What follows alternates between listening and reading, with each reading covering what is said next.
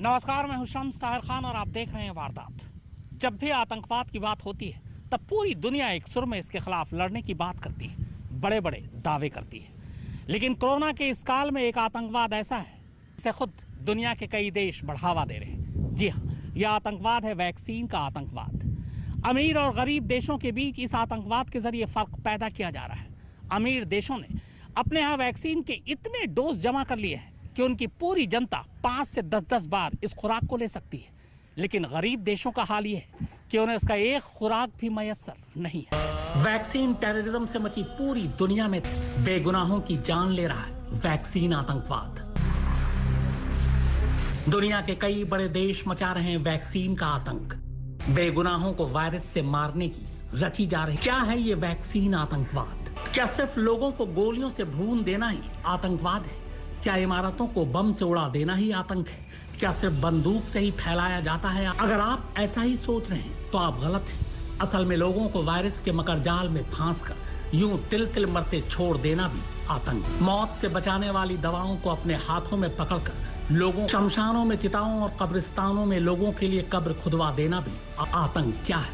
Dictionary में इसका मतलब खोजने जाएंगे तो उसमें साफ साफ लिखा है कि लोगों पर बेरहमी करने को आतंक कहते हैं।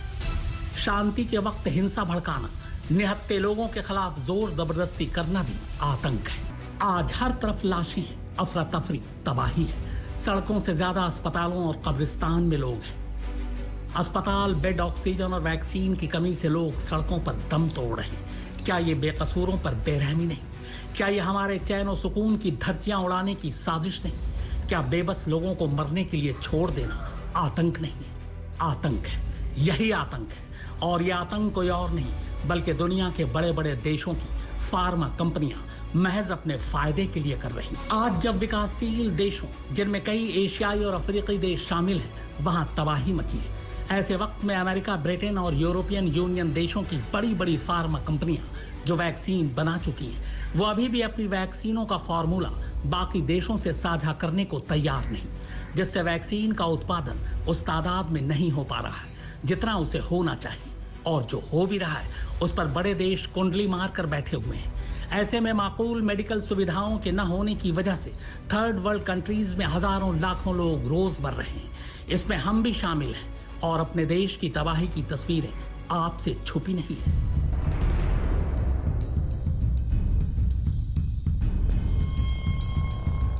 भारत तो खैर खुद भी वैक्सीन का उत्पादन कर रहा है, मगर इतनी बड़ी आबादी के लिए वो ऊंट के मुंह में जीरे के बराबर है। हमें कम से कम अपनी आधी आबादी को तुरंत वैक्सीन लगवाने की जरूरत है। इसके लिए करोड़ों वैक्सीन लगेंगी और भारतीय कंपनियों ने जुलाई से पहले इतनी वैक्सीन दे पाने में अपनी असमर्थता जता दी है। देने की जरूरत है। सोचिए, भारत जैसे देश कभी को वैक्सीन देने की जरूरत है। सोचिए, भारत जैसे देश का यह हाल है जहां बड़ी बड़ी फार्मा कंपनियां दवाओं और टीकों का उत्पादन करती हैं, तो उन देशों का हाल क्या होगा जो लोअर और मिडिल इनकम देशों की श्रेणी में आते हैं। खासकर अफ्रीकन और साउथ एशियाई देशों में मौजूदा वक्त में वैक्सीन की भयानक किल्लत है, क्योंकि थर्ड वर्ल्ड कंट्री होने की वजह से उनका मेडिकल इंफ्रास्ट्रक्चर इतना अच्छा नहीं है। ऐसे में अगर उन्हें वैक्सीन या वैक्सीन का फॉर्मूला नहीं दिया गया तो वहां कोरोना नरसंहार मचा देगा। ऐसे वक्त में जब बड़े देशों को मदद के लिए आगे आना चाहिए, दुनिया के सबसे अमीर आदमियों में से एक बिल गेट्स का कहना है कि दूसरे देशों को वैक्सीन का फॉर्मूला देने का कोई फायदा नहीं। क्या यह आतंकवाद नहीं है?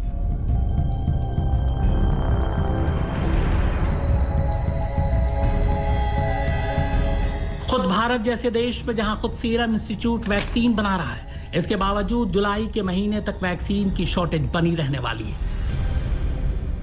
The pace for vaccination of COVID-19 has been decreased drastically since 1st May because vaccines are not available for private hospitals in Delhi NCR, I think in across whole India. Only few big players, corporate hospitals have got vaccines like BLK, Max, Fortis, Apollo, and the smaller and medium-sized hospital has not received any vaccine in last 1 week. And we don't have any idea when we will receive the vaccine. We are trying to connect with the distributors, suppliers, even company people, but they are not giving any clear answers. We have sent them requests, we have sent them mail for procurement of these vaccines, but still there is no satisfactory answer. Therefore, the rate of vaccination is decreased drastically. ऐसे हालात इसलिए बने क्योंकि आधार पूनावाला के मुताबिक उन्हें सरकार की तरफ से ऑर्डर ही नहीं दिए गए थे। असल में सरकार ने यह अंदाजा ही नहीं लगाया था कि कोरोना की सेकेंड वेव में यह हाल हो जाएगा। बहरहाल जुलाई तक कंपनी का प्रोडक्शन हर महीने 60-70 मिलियन से बढ़कर 100 मिलियन तक हो जाएगा। लेकिन सरकार की लापरवाही के अलावा एक और वजह है वैक्सीन की कमी के लिए, वो है विकसित देशों का खुदगर्ज रवैया। भारत वो देश है जो दुनिया की दवा की दुकान कहलाता है। दुनिया भर में एक्सपोर्ट होने वाली दवाएं यहाँ भारत में बनती हैं। In the next few months, we do not expect Serum Institute to be able to supply the kind of volumes that were originally predicted. So we need to meet that gap. And so it would be really helpful to get AZ doses from other countries, as Bruce mentioned, in Europe and beyond. We're also talking to the United States, who has committed to sharing their 60 million doses of AstraZeneca vaccine that they have, and we're hoping that that would also flow through COVAX to help not only India but other countries as well. And finally, we're also talking to Moderna, which just received the emergency use listing, and there is a deal that's being signed with them for 500 million doses, but this would start in the second half of the year and continue through 2022. So we're exploring all options with companies with existing deals with COVAX, as well as companies that are still coming on board. And we need to get to our goal of about 2 billion doses being distributed to AMC countries by the end of this year. क्या आपने कभी Rwanda, Senegal, घाना, स्वातिनी, Botswana जैसे देशों के बारे में सुना है? ये वो देश हैं जो कोरोना से पीड़ित तो हैं, मगर अपने नागरिकों के लिए वैक्सीन खरीदने तक के पैसे नहीं हैं इनके पास। आलम यह है कि अफ्रीका में बसने वाले दुनिया की 16% आबादी के पास दुनिया में बनी सिर्फ 2% वैक्सीन ही पहुंच पाई है। लेकिन सवाल यह है कि क्या दुनिया ऐसे ही इतनी बड़ी आबादी को कोरोना की भेंट चढ़ने देगी? क्या उन्हें बचाने के लिए कोई आगे नहीं आएगा? क्या वैक्सीन हाथ में होने के बाद भी लोगों को मरते देना आतंकवाद नहीं? आइए अब आपको तफसील से बताते हैं कि आखिर ये वैक्सीन टेररिज्म है क्या। साल 2021, जिसे कोरोना से उबरने का साल बनना चाहिए था, वो कोरोना को और खतरनाक बनाने वाला साल बन गया। जिस तरह कोरोना का वायरस अपने को म्यूटेट कर रहा है, ये भी नहीं कहा जा सकता कि 2022 में सब ठीक हो जाएगा। लेकिन हमने ऐसे हालात बनने ही क्यों दिए? हुआ दरअसल ये कि कुछ तथाकथित ग्लोबल पावर ने ऐसी गलतियां की, या कहें कि जुल्म किया, जिसकी वजह से कोरोना का कंट्रोल करना अब एक लंबी प्रक्रिया बन गया है। वर्ल्ड ट्रेड ऑर्गेनाइजेशन अपने सदस्यों की बौद्धिक संपत्ति यानी इंटेलेक्चुअल प्रॉपर्टी को सुरक्षा मुहैया कराता है, ताकि उसे बनाने वाली कंपनी या संस्था का फॉर्मूला चोरी ना किया जा सके। ये शर्त अपनी जगह ठीक है, लेकिन ऐसे वक्त में जब हर तरफ लाशों के अंबार लगे, हजारों लाखों लोग मर रहे हैं, क्या संयुक्त राष्ट्र और वर्ल्ड हेल्थ ऑर्गेनाइजेशन को फॉर्मूला को पेटेंट करने की प्रक्रिया को दरकिनार कर खुले हाथों से लोगों की मदद नहीं करनी चाहिए? जब मौत सर पर खड़ी हो तो हर देश फॉर्मूले के लिए रिसर्च करने का टाइम नहीं निकाल सकता। यकीनन इसमें फॉर्मूला बनाने वाली कंपनियों को नुकसान होगा, मगर इस नुकसान को भरा भी जा सकता है। लेकिन अभी वक्त लोगों की जान बचाने का है।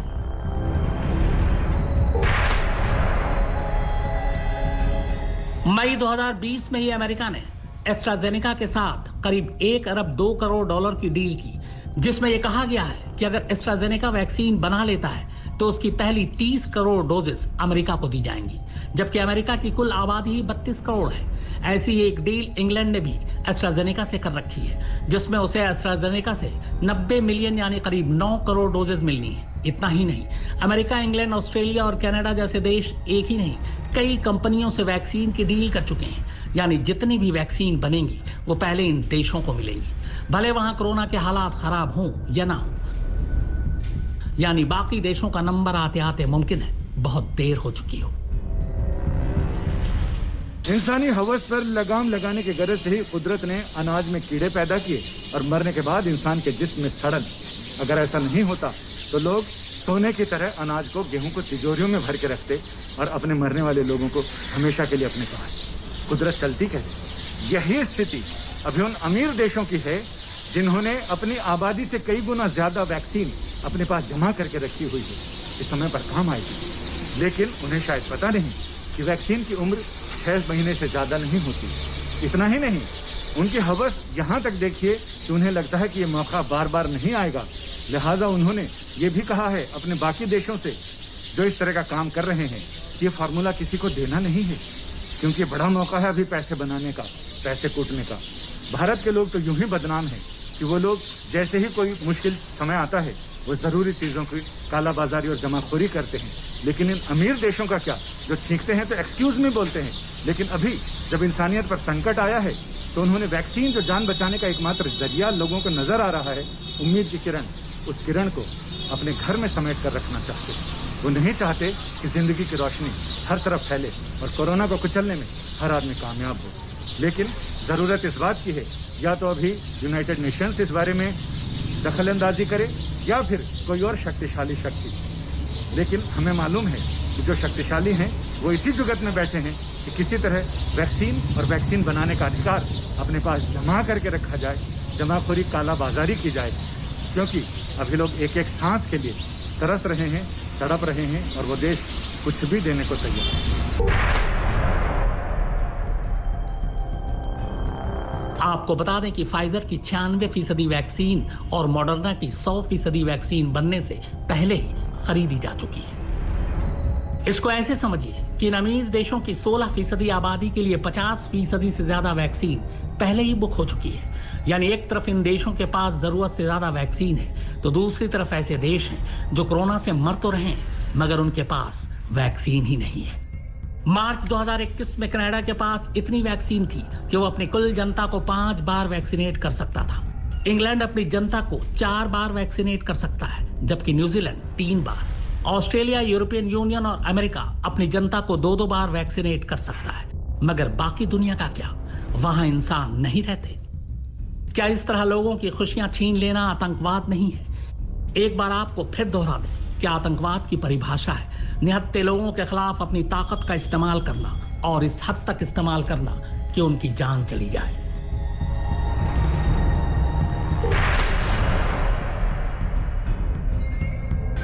क्या इन खुदती हुई कब्रों और जलती चिताओं पर फार्मा कंपनियों के मुनाफे को तरजीह देना आतंकवाद नहीं? क्या इंसानों की जान की कीमत तभी है जब उनके पास अमेरिकन और यूरोपियन नागरिकता हो? बाकी दुनिया की जान क्या इतनी सस्ती है कि उसकी तुलना फार्मा कंपनियों के प्रॉफिट से की जाए? यह किसने तय किया कि कुछ देशों के लोगों के पास वैक्सीन लगवाने से पहले उसके ब्रांड को चुनने की आजादी होगी, वहीं बाकी देशों के लोगों के पास वैक्सीन ही नहीं होगी? कंपनियां दवा बनाने के लिए बहुत मेहनत करती हैं, रिसर्च करती हैं, उन्हें हक है मुनाफा कमाने का, पर शायद इस बार नहीं। यह वक्त मुनाफा कमाने का नहीं, जान बचाने का होना चाहिए। कैमरामैन विनोद शिकारपुरी, संजय शर्मा, फारूक माब हैदर और सुप्रतीन बनर्जी के साथ शम्स ताहिर खान, आज तक। एक तरफ इंसानी जान और दूसरी तरफ बड़ी बड़ी फार्मा कंपनियों का मुनाफा कमाने का तरीका। साल भर दुनिया ताले में थी, लॉकडाउन झेल रही थी, आर्थिक हालत चरमरा चुकी थी, और अब भी कोरोना का काल ऐसा ही है कि लोग परेशान हैं, पूरी दुनिया परेशान है। लेकिन ऐसी हालत में भी दुनिया की कई बड़ी बड़ी फार्मा कंपनियां मुनाफा कमाने में लगी हुई है। कोविड किसी एक देश की समस्या नहीं है। अगर कोई देश ऐसा सोचता है कि वो अपनी पूरी जनता को वैक्सीनेट कर उन्हें बचा लेगा तो ये गलत है, क्योंकि ये लगातार अपना रूप बदल रहा है और कहीं ना कहीं से ये वापस उन लोगों तक पहुंच जाएगा जो वैक्सीन लगा चुके हैं। इससे बचने का एक ही तरीका है कि दुनिया भर के लोगों को टीका लगे, भले आधी आबादी को ही लगे, ताकि उससे हर्ड इम्यूनिटी डेवलप हो और इस तरह इस वायरस का सामना किया जा सके। क्योंकि वैक्सीनेशन के प्रोसेस को जितना टालेंगे उतना ही हम मौका देंगे कोरोना के वायरस को बार बार म्यूटेट होने का। SARS coronavirus to go from here. A phase 3 is inevitable, given the high levels of circulating virus. But it's not clear on what time scale this phase 3 will occur. Hopefully, incrementally, but we should prepare for new waves. Previous infections and vaccines will cause adaptive pressure on the virus for new kinds of changes which try to escape it. And therefore, we should be prepared. Corona virus नया नहीं है, यह दशकों से हमारे बीच है। इसके पास खुद का रूप बदलकर हमला करने की वो ताकत है जो वैक्सीन को भी झांसा दे सकती है। अगर वैश्विक स्तर पर वैक्सीनेशन नहीं हुआ तो बहुत मुमकिन है कि वायरस फिर किसी नए रूप में भविष्य में लौट आए और तब फिर यह वायरस अमीर और गरीब में फर्क नहीं करेगा। कोरोना अपना ये रूप 2020 की शुरुआत में अमेरिकन और यूरोपियन देशों को दिखा भी चुका है। फिर कोरोना आप पर यह पूछकर हमला नहीं करेगा कि आप अमेरिकी हो या कीनियाई।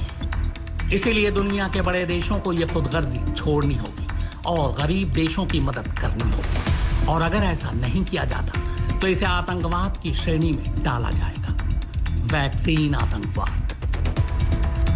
कैमरामैन विनोद शिकारपुरी, संजय शर्मा, फारूक माब हैदर और सुप्रतीन बनर्जी के साथ शम्स ताहिर। तो वारदात में फिलहाल इतना ही, मगर आज तक पर खबरों का सिलसिला लगातार जारी है।